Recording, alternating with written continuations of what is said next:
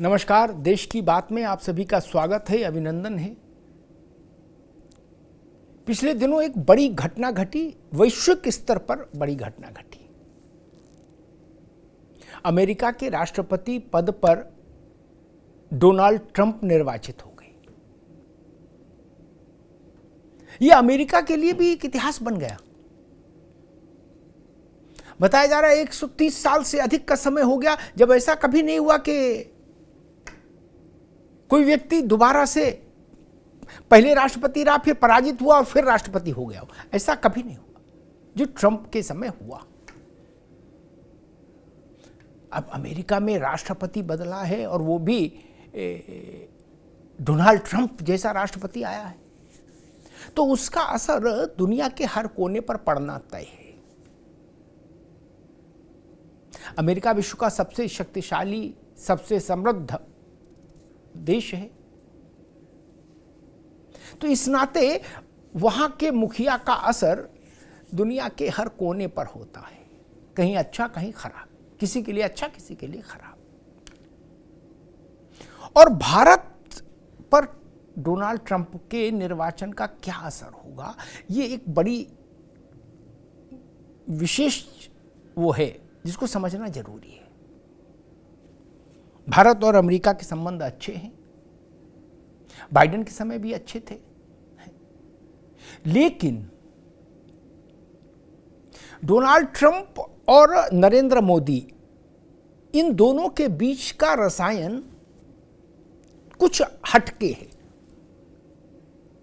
मोदी और ट्रंप के बीच में जो कुछ है वो सामान्य राजनयिक शिष्टाचार से आगे की चीज है, कूटनीतिक शिष्टाचार से आगे की चीज है। उसमें मित्रता का भाव है, उसमें अधिकार का भाव है, उसमें सहकार का भाव है। मोदी जब वहां गए थे और उन्होंने नारा दे दिया था मंच से कि अब की बार ट्रंप सरकार, तो मोदी की बड़ी आलोचना की गई थी। फिर ट्रंप हार गए तो कहा गया देखो मोदी बोले इसलिए हार गए। और डोनाल्ड ट्रंप ने भी कभी ये नहीं छुपाया कि उनके लिए मोदी क्या है। अगर मोदी ने कहा कि मेरे प्यारे दोस्त डोनाल्ड ट्रंप, तो ट्रंप ने भी हमेशा यही कहा कि मोदी बहुत प्यारे नेता हैं, पूरी दुनिया उनको प्यार करती है और मैं भी उनको बहुत प्यार करता हूं। मोदी बहुत डायनेमिक हैं, बहुत एनर्जेटिक हैं, ये सब चीजें डोनाल्ड ट्रंप भी कहते रहे। तो ये एक व्यक्तिगत स्तर पर एक बॉन्डिंग, दो बड़े राजनेताओं में, दो राष्ट्रों के सबसे प्रमुख राजनेताओं के बीच में जो बॉन्डिंग है ये महत्वपूर्ण है। सामान्यतः ऐसी बॉन्डिंग होती नहीं है, बहुत औपचारिक बातें होती हैं विदेशी मंचों पर, कूटनीतिक मंचों पर बहुत औपचारिकता होती है, बस हल्की सी मुस्कुराहट और हाथ मिला लेना और फोटो खिंचा लेना, यहां तक मामला रहता है। डोनाल्ड ट्रंप का एक वीडियो आपने भी देखा होगा, बहुत वायरल है, जहां वो चुनाव के समय संबोधित कर रहे हैं शायद भारतीय समुदाय को अमेरिका में। उसमें वो कहते हैं कि मैं हिंदुओं को प्यार करता हूं, मैं भारतीयों को प्यार करता हूं, और अगर मैं जीता तो हिंदू पाएंगे कि व्हाइट हाउस में उनका एक बेहद भरोसेमंद मित्र पहुंचा है। बड़ी बात है, हिंदुओं के लिए कह रहे हैं डोनाल्ड ट्रंप। और ट्रंप यही नहीं रुकते, वो कहते हैं कि हम भारत के साथ मिलकर, चूंकि विकास के लिए सुरक्षा जरूरी है, इसलिए हम भारत के साथ मिलकर इस्लामिक रेडिकल टेररिज्म के खिलाफ लड़ेंगे। ये उससे भी बड़ी बात है कि मैं हिंदुओं से प्यार करता हूं, और हिंदुओं का, भारतीयों का बड़ा योगदान है अमेरिका के विकास में, अमेरिका की समृद्धि में, उसकी शक्ति में। इसलिए मैंने कहा कि ट्रंप के आने से बहुत कुछ बदलेगा। बांग्लादेश में जो हुआ पिछले दिनों, मैं क्यों कह रहा हूं कि ट्रंप के आने से भारत की तस्वीर भी थोड़ी थोड़ी बदलेगी, भारत के भीतर भी और बाहर भी। बांग्लादेश में जो हुआ, शेख हसीना अपदस्थ कर दी गई, वो प्राण बचा के भारत आई। वहां फिर रक्तपात हुआ, हिंदुओं को मारा पीटा गया, उनकी हत्या की गई, उनकी हिंदू बच्चियों के साथ बलात्कार किए गए, हिंदू मंदिरों में आग लगाई गई। ये सब हुआ ना। भारत के राजनेताओं ने भी झिझक रखी कि हिंदू शब्द इस्तेमाल ना किया जाए जब आलोचना की जाए हिंसा की बांग्लादेश के। नरेंद्र मोदी को छोड़ दीजिए और भाजपा के नेताओं को छोड़ दीजिए, अन्यथा भारत की सबसे बड़ी विपक्षी पार्टी ने और उस इंडिया अलायंस के दलों ने किसी ने हिंदू शब्द का इस्तेमाल नहीं किया। ये तो कहा बांग्लादेश की घटनाओं पर की घटनाएं निंदनीय है, ऐसा नहीं होना चाहिए, ये सब कहा, लेकिन हिंदुओं पर अत्याचार हो रहा है, हिंदू शब्द से बचे भारत के लोग। लेकिन आपको याद दिलाऊं, डोनाल्ड ट्रंप ने तब भी बिना झिझक, बिना किसी किंतु परंतु के कहा था कि बांग्लादेश में हिंदुओं के ऊपर जो बर्बरता हो रही है मैं उसकी निंदा करता हूं, इसको तत्काल रोका जाना चाहिए। ट्रंप ने हिंदू शब्द का इस्तेमाल किया, जो भारत के नेताओं ने नहीं किया, विपक्ष के। इसलिए मैंने कहा कुछ बदलेगा। शेख हसीना ने डोनाल्ड ट्रंप को बधाई दी है, उनका स्वागत किया है विजयी होने पर। और बांग्लादेश में जो नई सरकार आई है मोहम्मद यूनुस वाली, कहा जा रहा है कि उसका बीपी लो होता जा रहा है, प्राण संकट में है बांग्लादेश में। आप सोच लीजिए कि अगर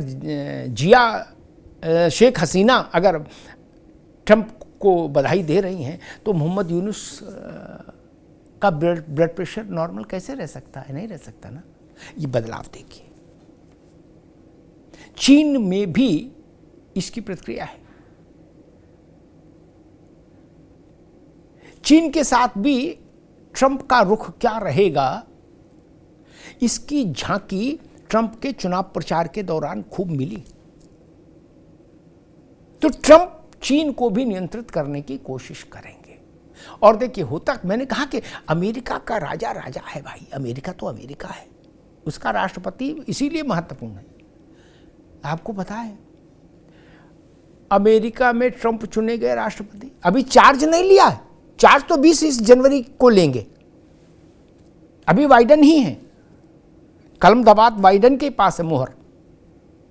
लेकिन ईरान की मुद्रा अब तक के सबसे निचले पायदान पर आके धड़ाम से गिरी है।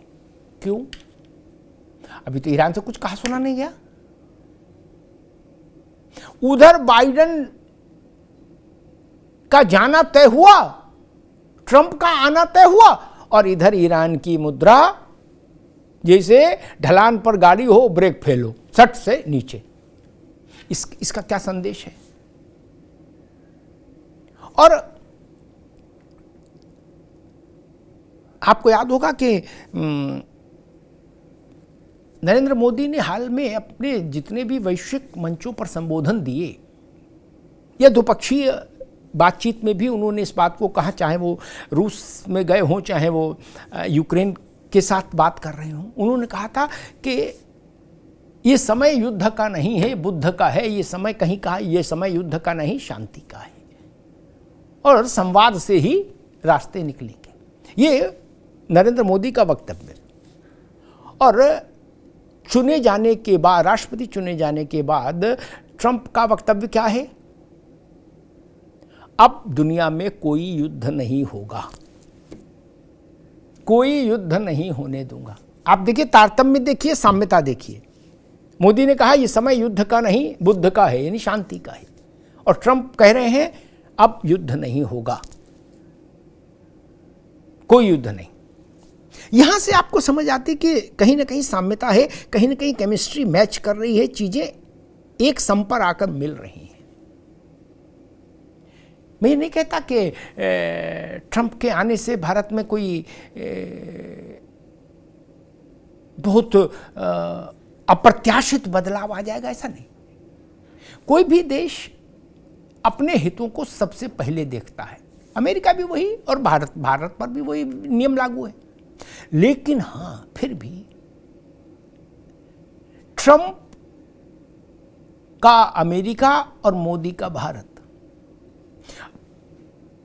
ट्रंप के पिछले कार्यकाल से भी ज्यादा निकट रहेगा इस बार, इस बात के संकेत हैं। ट्रंप का जो पिछला कार्यकाल था राष्ट्रपति के रूप में, उससे भी ज्यादा निकट रहेगा इस बार। दोनों नेता परिपक्व हैं। ट्रंप भी परिपक्व हो गए, एक बार रह लिए राष्ट्रपति, ये दूसरा चांस है। नरेंद्र मोदी तीसरी बार प्रधानमंत्री हैं भारत के। तो उस दृष्टि से आप देखिए तो, और दोनों के बीच में एक साम्यता ये भी है कि दोनों राष्ट्रवाद के प्रति प्रतिबद्ध हैं। मोदी भी राष्ट्रवाद के प्रति कमिटेड हैं, प्रतिबद्ध हैं, संकल्पबद्ध हैं, और डोनाल्ड ट्रंप भी। ये भी एक साम्यता है दोनों राजनेताओं में। अब कुछ लोग हैं जो नरेंद्र मोदी के लिए कहते थे कि वे मोदी आ जाएंगे तो भारत में संविधान खतरे में पड़ जाएगा, लोकतंत्र खतरे में पड़ जाएगा। ऐसा ही डोनाल्ड के लिए भी कह रहे थे वहां वाले भी। कमला हैरिस लगातार यही प्रचार कर रही थी कि ट्रंप अगर आ गए तो अमेरिका में संविधान और लोकतंत्र खत्म हो जाएगा। सेम टू सेम बात जो यहां कही गई 24 में, वही वहां राष्ट्रपति चुनाव में कही गई। कई बार ऐसा लगा कि नारा और मुद्दा तय करने वाली एक ही एजेंसी तो नहीं है जो यहां काम करके फिर फ्री हुई तो अमेरिका चली गई। कमला हैरिस का पूरा प्रचार इसी बिंदु पर आकर टिका था, जैसे 24 में भाजपा के खिलाफ, मोदी के खिलाफ कांग्रेस और इंडिया गठबंधन का पूरा अभियान था कि संविधान और लोकतंत्र खतरे में है। कांग्रेस ने तो यहां तक कह दिया था कि अगर मोदी आ गए तीसरी बार तो ये आखिरी चुनाव होगा, उसके बाद भारत में वोट नहीं पड़ेगा कभी, वोट बंद। ये तो अच्छा है कि मोदी के आने के बाद भी चुनाव हो लिए, और फिर हो रहे हैं झारखंड में और महाराष्ट्र में और उत्तर प्रदेश में बाई इलेक्शन। और स्टेट यही प्रचार, इसी एग्जैक्टली यही प्रचार डोनाल्ड ट्रंप के लिए भी हुआ अमेरिका में। लेकिन प्रचार यह भारत में भी गलत साबित हुआ और अमेरिका में भी गलत साबित होने जा रहा है। अमेरिका ने लोकतांत्रिक ढंग से ही इस बात को, इस प्रचार को, इस अपप्रचार को, दुष्प्रचार को नकार दिया कि दुनिया के सबसे ताकतवर मुल्क में लोकतंत्र खतरे में है, यह लोकतंत्र समाप्त हो सकता है। भारत में भी लोकतंत्र समाप्त हो जाएगा, ऐसा दुष्प्रचार ध्वस्तीभूत किया जनता ने, और अमेरिका में भी ऐसे दुष्प्रचार को करारा जवाब दिया है अमेरिकन्स ने। डोनाल्ड ट्रंप का चयन, निर्वाचन, ये बताता है कि अमेरिका की जनता को इस बात पर कतई भरोसा नहीं रहा कमला हैरिस की कि अगर ट्रंप जीत जाएंगे तो अमेरिका में लोकतंत्र खत्म हो जाएगा, न्याय का शासन खत्म हो जाएगा। अब दोनों के कैंपेन में इतनी साम्यता कैसे रही, ये तो भगवान जाने। कि जो बात मोदी के विरोधियों ने कही, वही बात अमेरिका में चुनाव में ट्रंप के विरोधियों ने ट्रंप के लिए कही, और दोनों जीत गए। इधर यहाँ मोदी जीत गए, वहाँ ट्रंप जीत गए। इसलिए मैं कहता हूँ कि आने वाले समय में और अगले वर्ष के आरंभ में ही एक सम्मेलन में भाग लेने के लिए डोनाल्ड ट्रंप भारत भी आ रहे हैं, इस बात की भी जानकारी मिल रही है। तो भारत और अमेरिका के बीच एक नए संबंधों के, एक नए युग की शुरुआत, उस पर निगाह बनाकर रखिए। धन्यवाद।